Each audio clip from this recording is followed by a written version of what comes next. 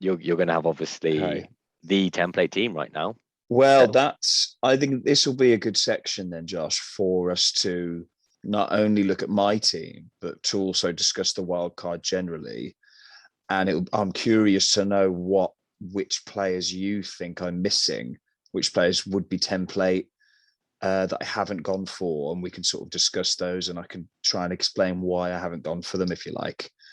So this is new to you, isn't it? I haven't shown you this before this chat. So this will be no, fresh to you as it is to the listeners. fresh off the Big presses. surprise. So I'll go into it. This is my current wildcard team, Josh. So I've stuck with Sanchez in goal. I think with the international break, the goalkeeper situation, I still think he's the best pick. What I'll do is just I'll list the players out without any comment now, and then you can make little notes or whatever you like, and then attack me in various areas after I've just laid out the whole team, if you like. So back three: Trent Alexander-Arnold, Reguilon, and Connor Cody. That's the back three. I've got the four in midfield. I've got Salah, Jota, Torres, and Adama Traore as my four in midfield. And then I'm playing a 3-4-3. So I've got Antonio, Calvert-Lewin, and captain currently on Lukaku. And that's with a bench of Steele in goal, same goalie I had. Duffy's on the bench, Livramento, and Sissoko of Watford. And that, I should caveat, is with 1 million in the bank still. So I'm sure you can imagine which players I'm flitting between with that 1 million in that premium striker slot. It's one day I'm on Lukaku, Ronaldo, seeing which feels better. As I say, currently on Lukaku with the captaincy, with that 1 million Ronaldo money in the bank if I flip-flop again. So what's your first impression of that? I'm jealous. I'm jealous is the first thing, because I think the whole thing that I've gone through with trying to bring in two players is looking at all of these players that you've basically got in your team now and thinking how good they all look as assets and how to get to this. Obviously, it's not really possible unless you've got a wild card. But I think the team that I'm seeing that you've just listed is the culmination of everything that we've seen in 3 game weeks so far. This is like the template team, isn't it? And as you said, the flip flop of Ronaldo versus Lukaku, I'm with you. I think at the moment Lukaku looks like the better option, Interesting. because we haven't seen anything of Ronaldo, and we don't know obviously how he's going to bed in, and the fact that he may need some time. Doubtless that he will perform over the season, but it may take him some time. I'm scared of him. Don't get me wrong, Ronaldo. Yeah, let's address that. That's the big one, isn't it? The Lukaku Ronaldo thing here. So I do think because Lukaku's cheaper and I've got that million in the bank, Lukaku home against Villa, I would be shocked if he did nothing there. We know he's going to start pretty much. We don't know Ronaldo's going to start against Newcastle. Probably will if I had to bet on it. I think he will start, but we don't know that. Lukaku's had longer with his team, time to bed in. He's probably one of the best. He's probably the best striker in the league now, arguable with Kane. On a better team, I think Chelsea are better than United as a team. I think the last couple of weeks for United, they just haven't looked very good at all, and people aren't really mentioning that so much. It doesn't feel like. And with that 1 million in the bank, I've got the option to go up to Ronaldo, and of course Ronaldo's price is frozen until the start of game week 4. So I've got that cushion in my mind that I'm not worried Ronaldo's going to get out of my price range in the next week with Lukaku sitting there. So yeah, that's my thoughts with the Ronaldo Lukaku situation. I have flip-flop, like I've said, but I do think I feel better looking at my team with Lukaku in it than I do with Ronaldo at the moment. So have you left that 1 million purposefully to be able to maneuver your way, or was that just where you came at with these assets? No, I have left it there. I built the team with Ronaldo in initially, hence why the other team looks like it does, then dropped him down to Kaku. Therefore, the million became available. But looking at the team, I'm quite happy with with it. I think the only other big debate in my mind is this Wolves. It does seem weird looking at my team with two Wolves assets in the starting 11, Traore and Cody, with Wolves having lost all their first three games. But doing this part and talking to you and looking more at the stats than even I normally would, it just like Traore's underlying stats are insane, even compared to how he's done previously. And I just do think, what they got Watford, their fixtures are good. He'll be a differential. I think it's worth the risk for my lowest price attacking asset to roll that dice a little bit. So yeah, I'm comfortable not spending that million there. What are your thoughts on Wolves? Yeah, I think they're a differential waiting to happen. Basically, I think we discussed it, and we like you said that their stats in terms of expected goals to concede, the xGA, like they were unlucky, to concede, or other teams have had conceded more bigger chances against them and kept clean sheets, whereas we're unlucky to concede the goals that they have. We're expecting them with those performances, if they keep them up, to keep clean sheets and to score more goals. They've kind of been, I don't want to use the word unlucky, but obviously it's kind of looking at the stats. There are potential points in there throughout the team, both defensive and attacking wise. We know, like looking at Traore, that is kind of expected goals and expected assists. The fact that he hasn't had point returns, I mean, could it be that he is just lacking that finished product? But what you would say, if he keeps that up, those points are going to come in. They have to. He's not going to be that unlucky throughout the whole season. So, yeah, I think I agree with you. To keep that one extra mil at 6 million, I don't think Traore is a bad shout by any means.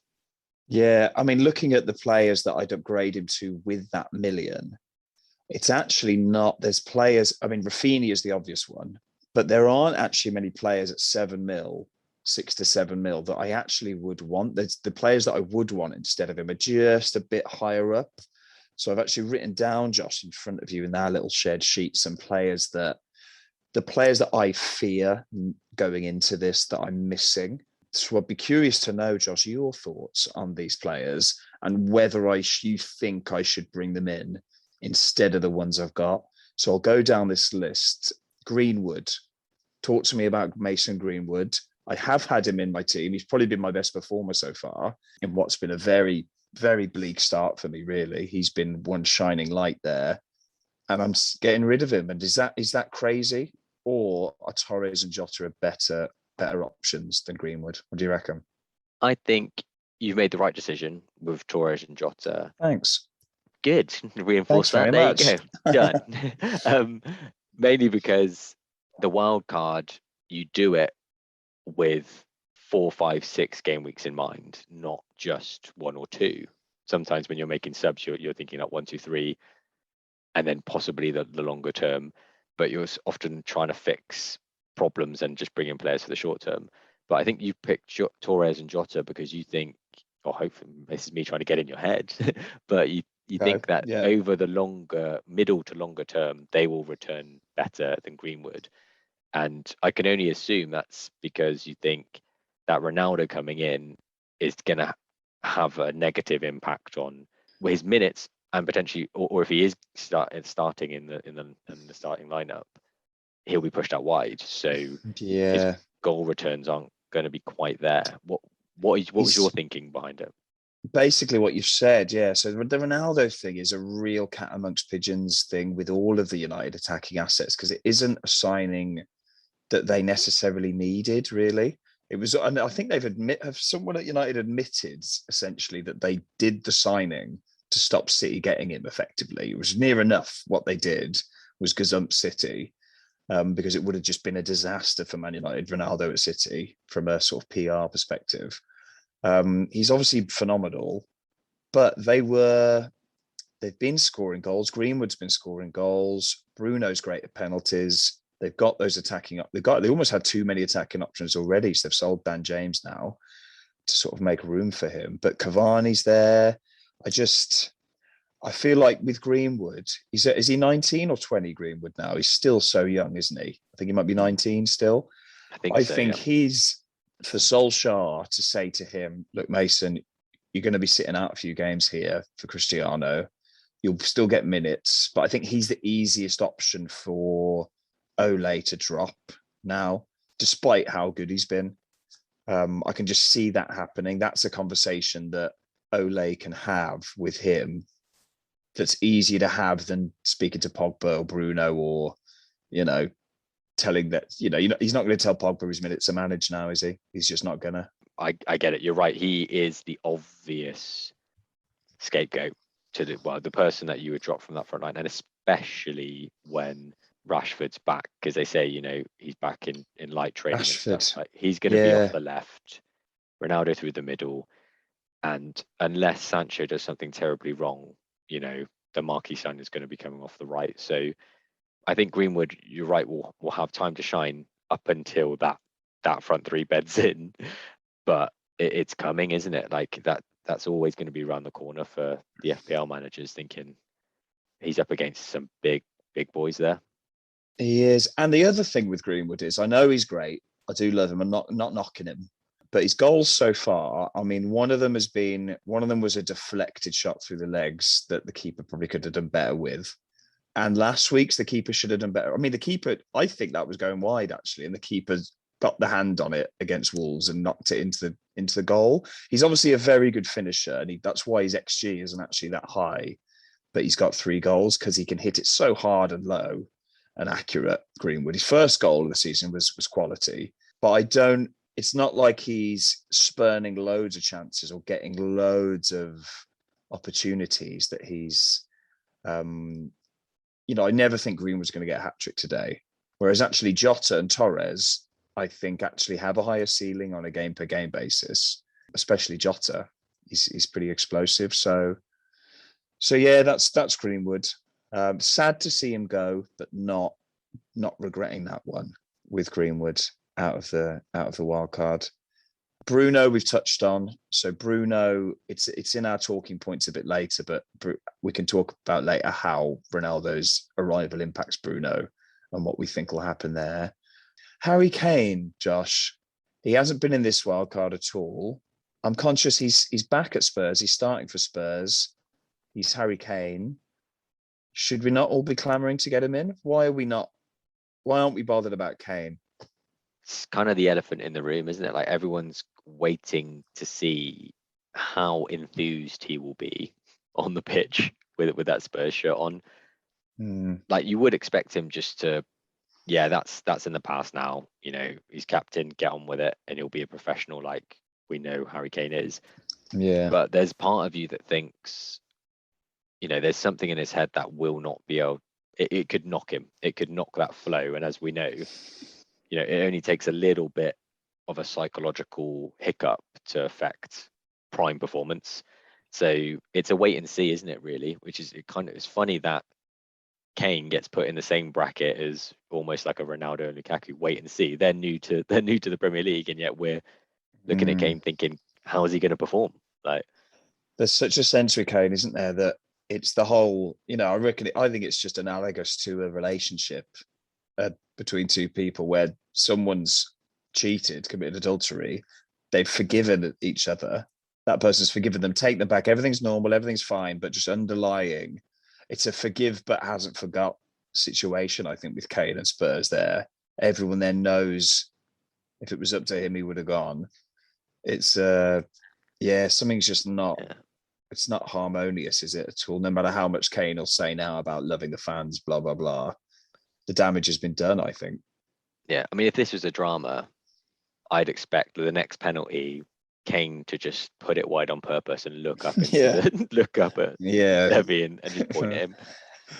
But yeah, we just, even if he really wants to, perform like he has done, it's, the environment is different at Spurs, isn't it, this year? So yeah, I'm sure he'll score goals when he's going to score goals. There'll be a time where we talk about bringing him in. I think it's just when that time hasn't come yet, has it? That's all we're saying there. Yeah, wait to see if it is the Kane we love. That's right, indeed. And then there's Rafinha and Bamford. So Bamford, I was really sad to lose Bamford, Josh, on this wild card. I just think And again, we're going to come on to that mid-price striker talk. But I felt Antonio and DCL, obviously DCL's injury pending, I think they're the two better options over the Bamfords and the Ings. What do you think about that as a quick decision? Yeah, I think going back to something I've talked about already and something we mentioned in preseason, attacking players, main focus should be form. And out of the three, DCL has the form, you would say. And then obviously we're a bit concerned that Bamford, and not as a point of comparison as a striker, but Rafinha as well, because you mentioned him, Leeds have good fixtures coming up.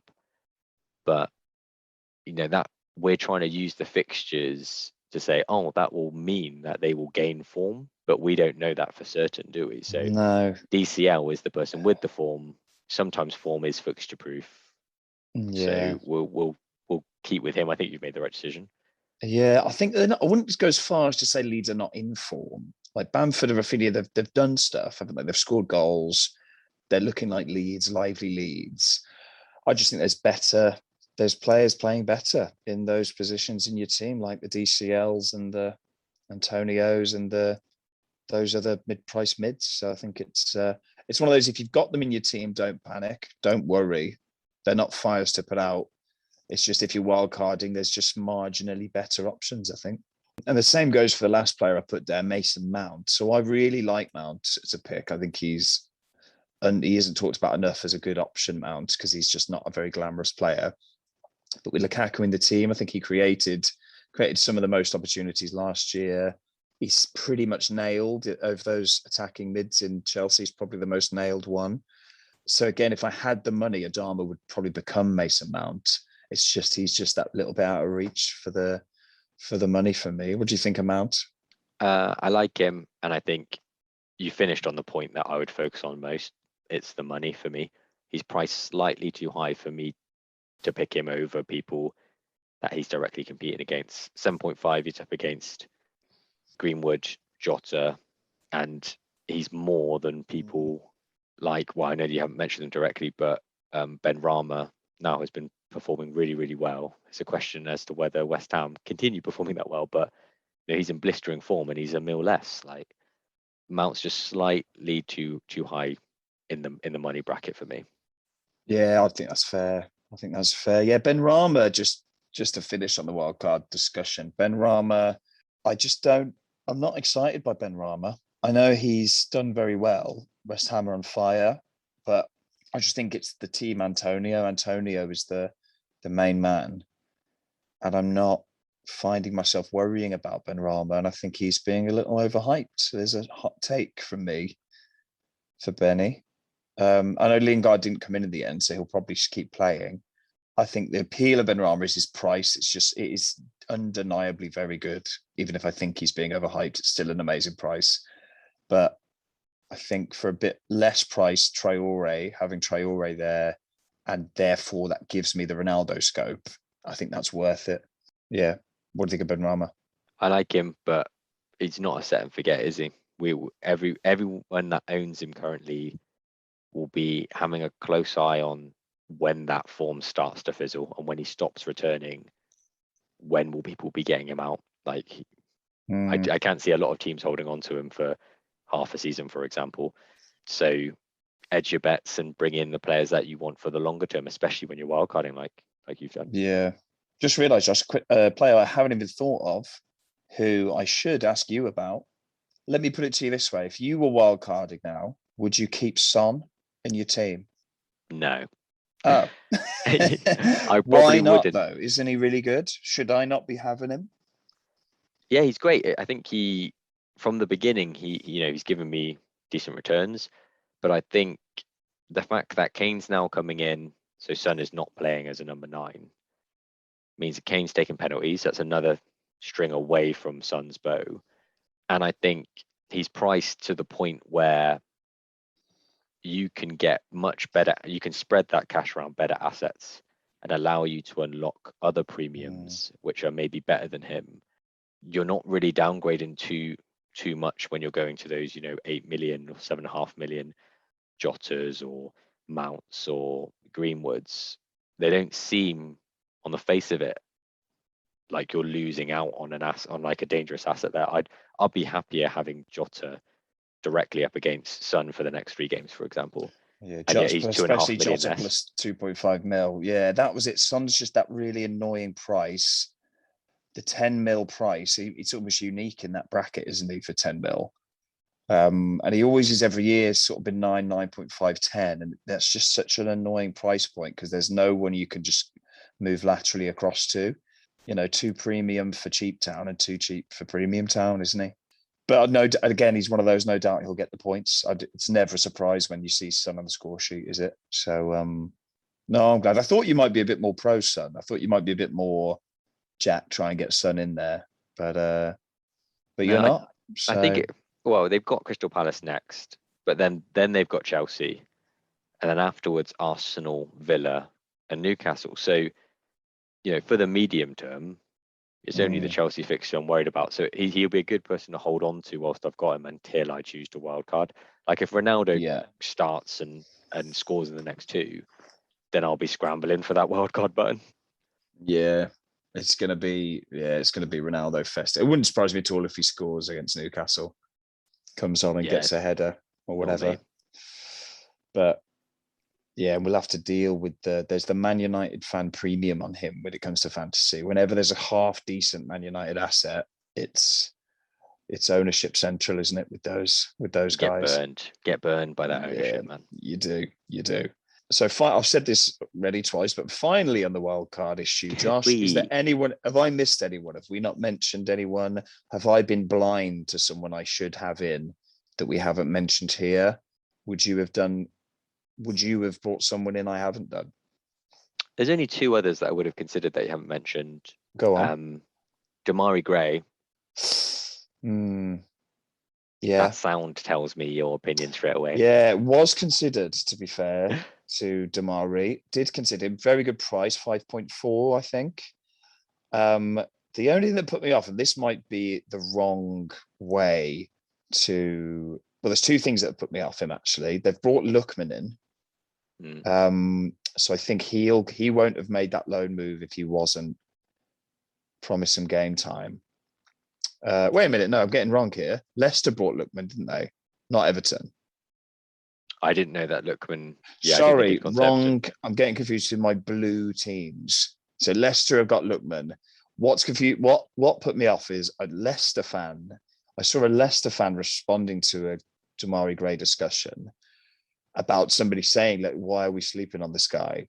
And it seems the conventional wisdom of him is that I call it the sort of Ross Barkley syndrome of looking like a world beater for 2 or 3 games and then just completely disappearing and doing nothing for a long spell.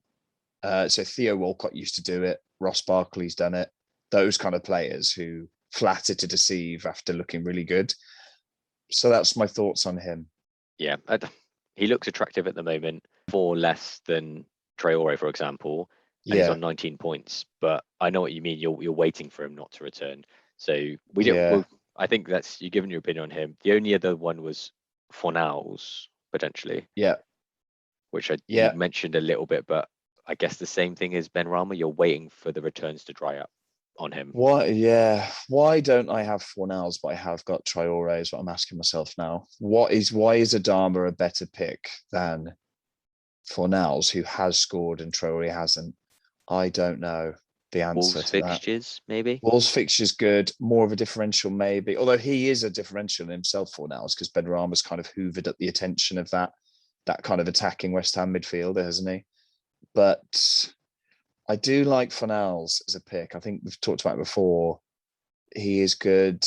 I just wonder if West Ham are going to run out of a bit of steam. I'm struggling to justify it. It's that Traore eye test, isn't it? It's the Traore eye test. It's so seductive. Just he looks unplayable, doesn't he, when you see him? You watch clips of him, unplayable. Watch a game, incredible. Switch on FPL, look at his points as 2-2-2-2-2. So it's, I don't know. Yeah, it's the fun factor with Traore. He's that cheap slot in my midfield. The rest of my wildcard is very template. Let's have some fun with Adama.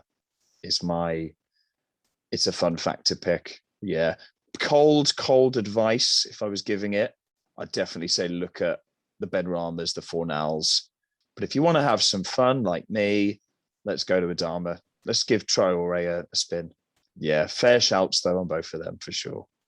Yeah, and the only other comment was I've seen a lot of wild cards on like Twitter that have either a Chelsea or a City defender.